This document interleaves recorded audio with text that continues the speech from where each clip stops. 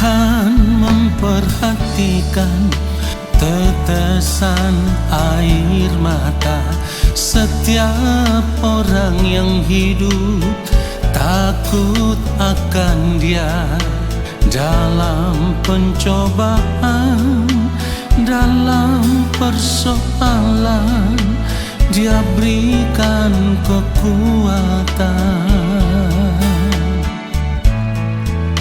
Tuhan takkan biarkan, Tuhan takkan tinggalkan setiap orang yang hidup mengasihi Dia. Walau harus hidup dalam penderitaan, namun tetap percaya. Semua pencobaan yang kau alami takkan melebihi kekuatanmu. Tetaplah pandang hidup Tuhan Yesus yang taat walau harus menderita. Setialah lakukan kehendak Bapa, tetaplah tinggal di dalam firman-Nya. Jadilah berkat bagi sesama sampai Bapa jemput pulang ke surga.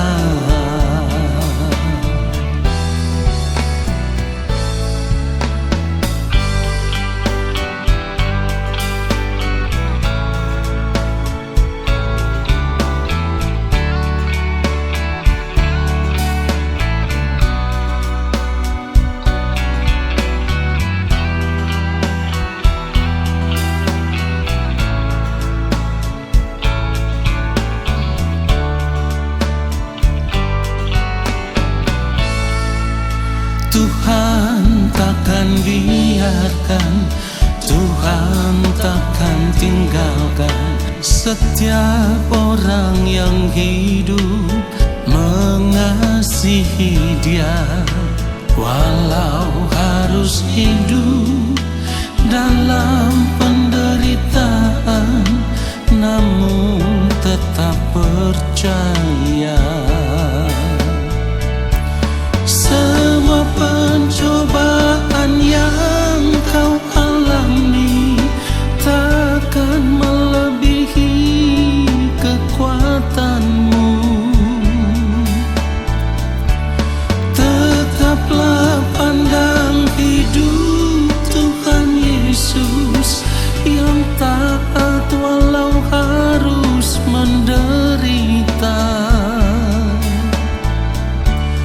Setialah lakukan kehendak Bapa, tetaplah tinggal di dalam firman-Nya. Jadilah berkat bagi sesama sampai Bapa jemput pulang ke surga. Semua pencobaan yang kau alami takkan melebihi kekuatanmu.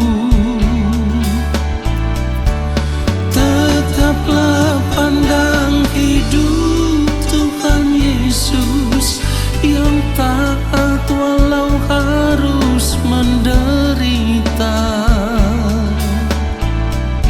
Setialah lakukan kehendak Bapa, tetaplah tinggal di dalam firman-Nya. Jadilah berkat bagi sesama sampai Bapa jemput pulang ke surga. Jadilah berkat bagi sesama sampai Bapa jemput pulang ke surga. Sampai pulang ke surga.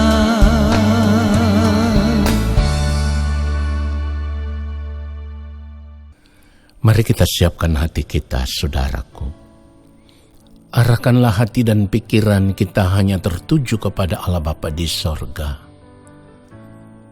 Dan saat ini biarlah kita mau menanggalkan setiap beban, persoalan, tantangan, dan masalah apapun yang sedang kita hadapi. Tanggalkan itu semua. Pandanglah Tuhan. Lalu kita mau semakin tenggelam di dalam hadirat Tuhan.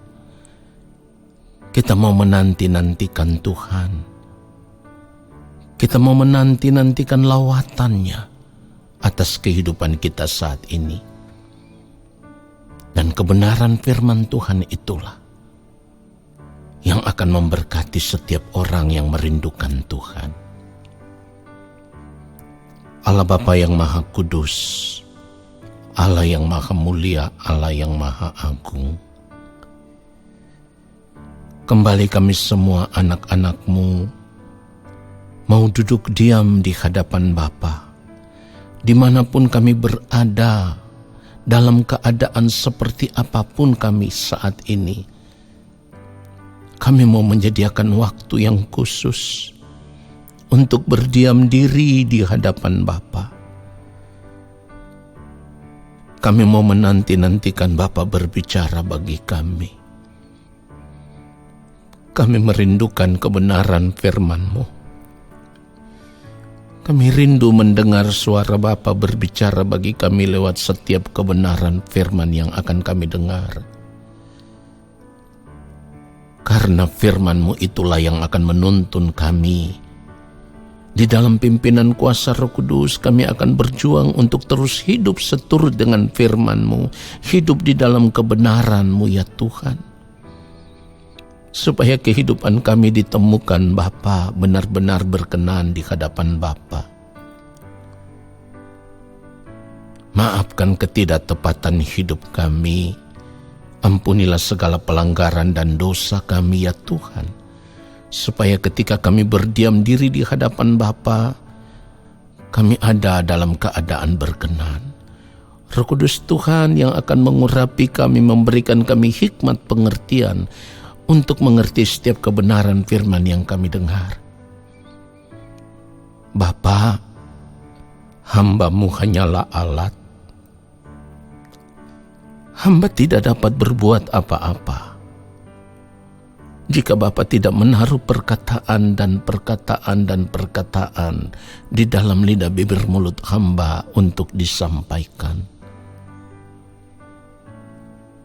Urapilah hamba-Mu, supaya kebenaran firman-Mu yang hamba sampaikan adalah kebenaran yang berasal dari hati Bapa, dari pikiran dan perasaan Bapa, kebenaran yang Bapa ingin supaya kami semua mengerti dan hidup di dalamnya.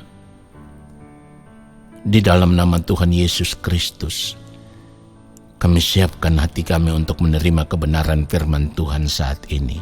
Haleluya. Amin. Saudaraku yang dikasihi oleh Tuhan Yesus Kristus, satu pertanyaan besar bagi kita semua. Apa yang sedang kita cari di dunia ini? Apa yang sedang kita cari di dunia ini, saudaraku? Kalau ini harus dijawab, maka kita akan menemukan berbagai jawaban. Dan pada umumnya orang akan menjawab, aku mencari kebahagiaan hidup. Aku mencari kesenangan hidup. Aku ingin menikmati hidup ini. Jadi yang dicari oleh manusia pada umumnya adalah kebahagiaan hidup. Sebab dengan memiliki kebahagiaan hidup, orang merasa tenang, merasa nyaman, merasa tentram. Gitu ya.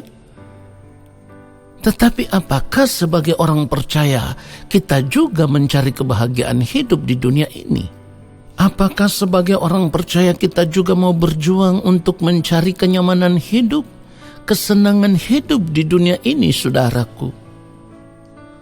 Saudara yang dikasihi oleh Tuhan Yesus Kristus, kalau kita hidup sebagai orang percaya, kalau kita berada di dalam Kristus, lalu kita hanya memanfaatkan waktu hidup kita ini hanya untuk mengejar kebahagiaan hidup yang dicari oleh manusia pada umumnya, yang dicari oleh orang-orang dunia pada umumnya, maka sesungguhnya kita sedang menyia-nyiakan masa hidup yang Tuhan berikan kepada kita saat ini. Sebab bagi orang percaya, kebahagiaan hidup dunia bukan tujuan yang utama yang harus kita kejar. Karena bagi orang percaya, kebahagiaan hidup yang sesungguhnya adalah menjaga setiap detik kehidupannya, menjaga setiap menit kehidupannya, menjaga setiap jam kehidupannya, menjaga setiap hari-hari hidupnya, atau setiap bulan-bulan hidupnya, bahkan setiap tahun-tahun hidupnya, supaya tetap memiliki hati yang benar-benar takut akan Tuhan. Sebab orang yang benar-benar hidup takut akan Tuhan di sepanjang umur hidupnya, merekalah yang akan memiliki kebahagiaan hidup yang sesungguhnya. Saya katakan, orang yang hidup takut akan Tuhan di sepanjang tahun-tahun hidupnya di dunia ini, merekalah yang akan memiliki kebahagiaan hidup yang sesungguhnya.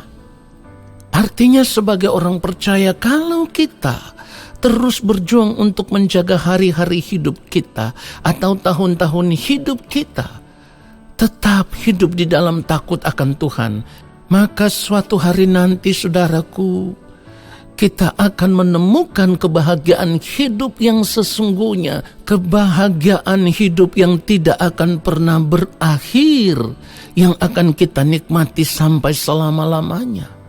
Kapan itu? Ketika kita berada di balik kematian. Saudaraku, ingat baik, masa hidup kita di dunia ini kan sangat singkat. Bahkan firman Tuhan katakan 70 tahun. Kalau kita membaca Mazmur 90 ayat yang ke-10. Firman Tuhan katakan masa hidup kami 70 tahun. Dan jika kami kuat 80 tahun. Dan kebanggaannya adalah kesukaran dan penderitaan, sebab berlalunya buru-buru dan kami melayang lenyap.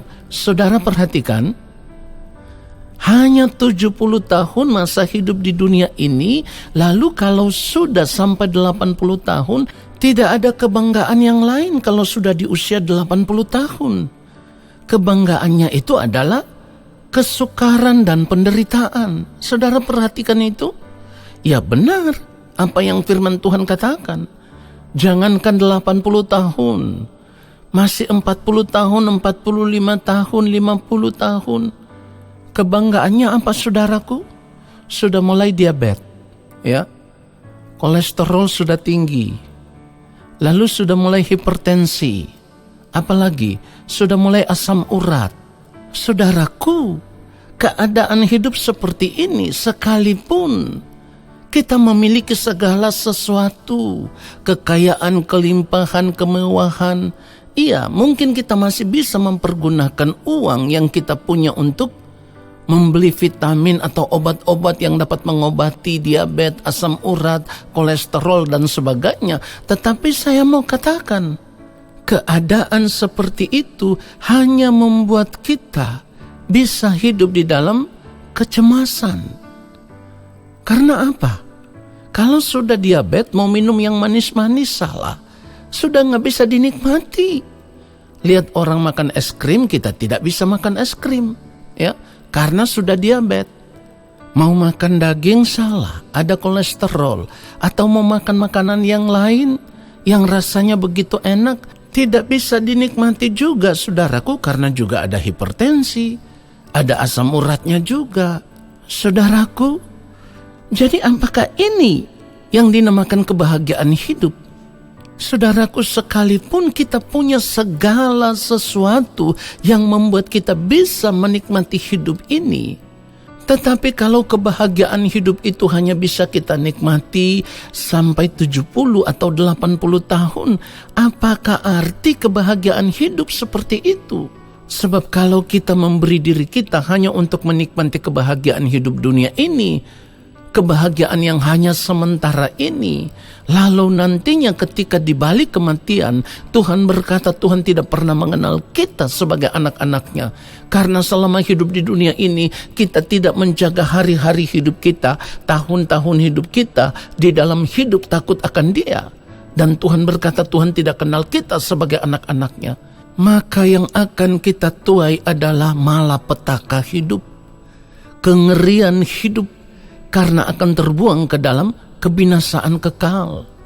Itulah sebabnya saudaraku, kalau kita membaca lagi Mazmur 90 ini ayat 12 dikatakan, ajarlah kami menghitung hari-hari kami sedemikian, hingga kami beroleh hati yang bijaksana. Perhatikan itu saudaraku, artinya seharusnya sebagai orang percaya di dalam sisa waktu hidup kita yang masih ada saat ini, kita harus menjadi orang yang semakin hari semakin bijaksana. Artinya semakin hari kita harus semakin berubah, semakin takut akan Tuhan, semakin mengarahkan fokus hidup kita hanya tertuju kepada Tuhan saja dan kerajaannya. Ini bijaksana sekali saudaraku. Tetapi kalau kita tidak menjaga hari-hari hidup kita, kita akan menjadi orang yang ceroboh. Kita akan menjadi orang yang sembrono. Kita akan menjadi orang yang hidup suka-suka diri kita sendiri. Padahal di ujung kehidupan seperti itu, yang akan kita tuai adalah kebinasaan kekal. Saudaraku, ada orang-orang yang hebat, orang-orang yang merasa kaya, orang-orang yang merasa memiliki segala sesuatu sehingga dengan apa yang dimilikinya ia bisa menikmati kebahagiaan hidup dunia ini. Saya mau katakan, ingat baik, semuanya itu hanya sementara. Semuanya itu bukan kebahagiaan yang sesungguhnya. Itu adalah kebahagiaan yang semu, saudaraku. Jadi jangan arahkan hati dan pikiran kita, bahkan segenap hidup kita hanya untuk mengejar kebahagiaan hidup seperti itu, ya. Saudaraku, mau berapa lama orang-orang yang merasa hebat, merasa kaya, merasa punya segala sesuatu hidup di dalam kemewahan kelimpahan ini, mau berapa lama dia hidup di dunia ini? Firman Tuhan katakan hanya 70 sampai 80 tahun.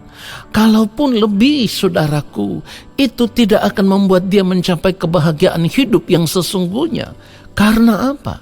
Firman Tuhan katakan di dalam Pengkhotbah pasal yang ke-8, ayatnya yang ke-12, kalau kita baca dikatakan, walaupun orang yang berdosa dan yang berbuat jahat 100 kali hidup lama, namun aku tahu bahwa orang yang takut akan Allah akan beroleh kebahagiaan, sebab mereka takut terhadap hadiratnya.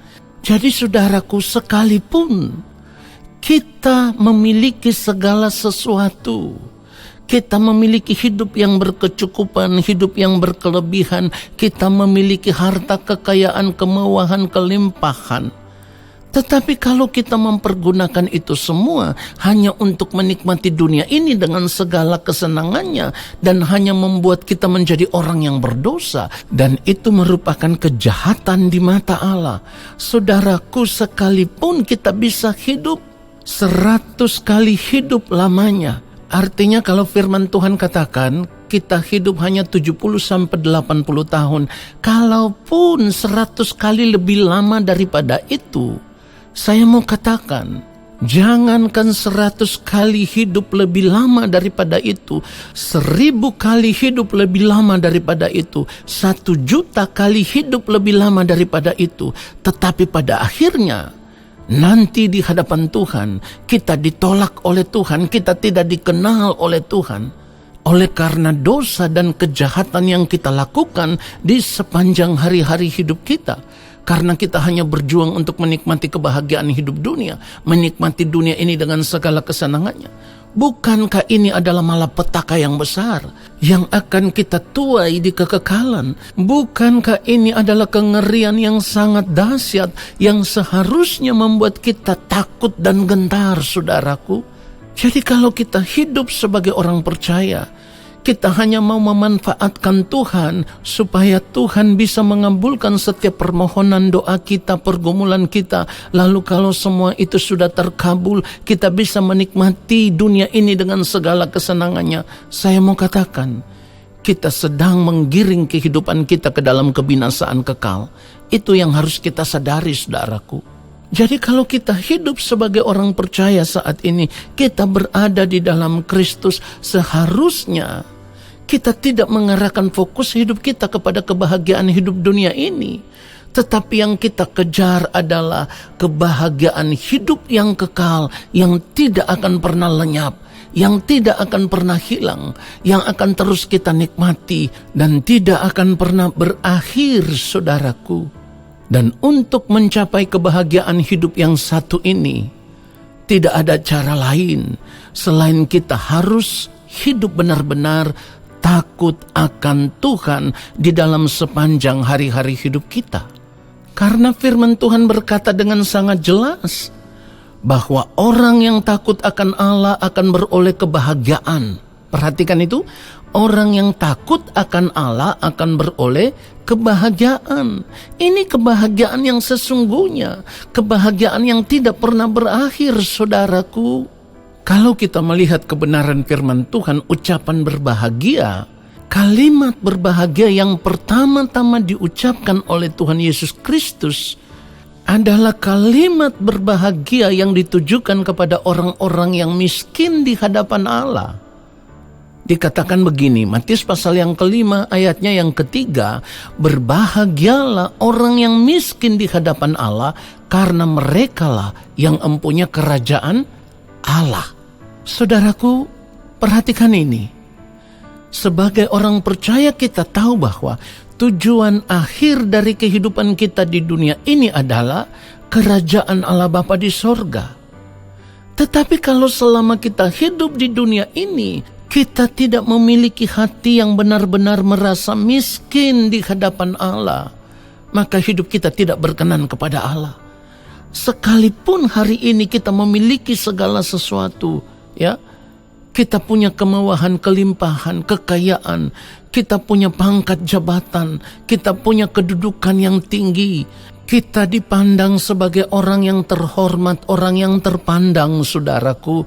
Tetapi saya mau katakan, sebagai orang yang percaya, kalau kita tidak memiliki hati yang benar-benar merasa miskin di hadapan Allah, kita tidak benar-benar hidup takut akan Allah. Orang yang miskin di hadapan Allah ini artinya sekalipun kita memiliki segala sesuatu, tetapi kita menyadari semua itu milik Tuhan dan bukan milik kita. Artinya apapun yang kita miliki, kita harus menyadari bahwa semua itu berasal daripada Tuhan, itu milik Tuhan. Kesadaran inilah yang akan membuat kita mengambil satu keputusan, kita mempergunakan segenap hidup kita dengan segala sesuatu yang kita miliki itu hanya untuk memuliakan Tuhan dan bukan untuk yang lain. Inilah kemiskinan yang sesungguhnya di hadapan Allah. Merasa tidak memiliki apa-apa. Artinya kita harus merasa hidupku tidak akan bernilai. Hidupku tidak akan berguna sama sekali. Hidupku tidak akan bermanfaat kalau aku tidak benar-benar hidup takut akan Tuhan. Jadi mari saudaraku, kita harus berjuang untuk memiliki hati yang benar-benar merasa miskin di hadapan Allah. Sekalipun kita punya segala sesuatu, sekalipun kita bisa menikmati segala sesuatu, sekalipun kita bisa membeli segala sesuatu, tetapi kalau semuanya itu tidak untuk memuliakan Tuhan, tidak untuk menyukakan dan menyenangkan hati Allah Bapa di surga, itu adalah kehidupan yang sia-sia. Sekali lagi saya katakan, itu adalah kehidupan yang sia-sia. Nah, orang yang merasa miskin di hadapan Allah itu, saudaraku, Sekalipun ia memiliki segala sesuatu, punya segala sesuatu, itu tidak dipergunakan untuk kesenangan dirinya sendiri. Tetapi apa yang dia punya, dia sadar benar, ini milik Tuhan. Dan dia akan berkata, apa yang ada padaku, aku mau mempergunakan semua itu untuk hormat kemuliaan nama-Mu ya Allahku. Ini harus menjadi prinsip hidup kita, saudaraku. Cara hidup seperti ini adalah cara hidup orang-orang yang benar-benar mau takut akan Tuhan di dalam kehidupannya. Artinya sekalipun kita memiliki segala sesuatu, tetapi kita tidak mengarahkan hidup kita untuk menikmati semuanya itu. Sebab sebagai orang yang hidup takut akan Tuhan, kita tidak menaruh kebahagiaan hidup kita kepada apa yang kita miliki. Karena kita tahu kebahagiaan hidup yang sesungguhnya itu adalah ketika kita bisa memiliki Tuhan dan Tuhan bisa memiliki kehidupan kita. Lalu kita mau mempergunakan segala sesuatu yang kita miliki itu hanya untuk melayani Tuhan. Kita akan berdoa dan berkata, Tuhan berikan hamba kepekaan untuk melayani Engkau dengan cara yang Engkau kehendaki. Jadi melayani Tuhan bukan harus menjadi seorang pendeta, bukan harus menjadi pengerja di gereja, tetapi ketika kita menyadari hidupku milik Tuhan sepenuhnya, apa yang ada padaku semuanya milik Tuhan, maka apapun yang kita lakukan sepanjang umur hidup kita, kita hanya mau melakukan untuk hormat kemuliaan nama Tuhan. Sehingga dimanapun kita berada, hidup kita bisa menjadi roti yang terpecah dan anggur yang tercurah, untuk menolong banyak orang yang ada di sekitar kita. Dan lewat kehidupan kita, orang boleh melihat pertolongan Tuhan yang nyata, dan mereka bisa memuliakan Bapa di sorga. Ini kehidupan kekristenan yang sesungguhnya. Ini kebahagiaan hidup yang sesungguhnya yang akan kita bawa sampai berada di balik kematian. Dan ketika kita berjumpa dengan Allah Bapa di sorga, kita bisa mendengar pengakuan yang keluar dari mulut Bapa. Bapa mengenal kita sebagai anak-anaknya. Inilah kebahagiaan yang kita nantikan, saudaraku. Kiranya kebenaran firman Tuhan ini memberkati kita semua. Haleluya. Amin. Mari kita arahkan hati kita tertuju kepada Allah Bapa di sorga. Angkat tangan di hadapan Bapa dan terimalah berkat-Nya. Turunlah atas kehidupan kami saat ini segala berkat kasih karunia daripada Allah Bapa di sorga. Rahmat cinta kasih yang berlimpah-limpah dari Gembala Agung Tuhan Yesus Kristus di dalam persekutuan dengan Roh Allah yang kudus turun atas kehidupan kami, menyertai langkah hidup kami, bahkan memberkati kehidupan kami sekarang dan sampai selama-lamanya. Amin.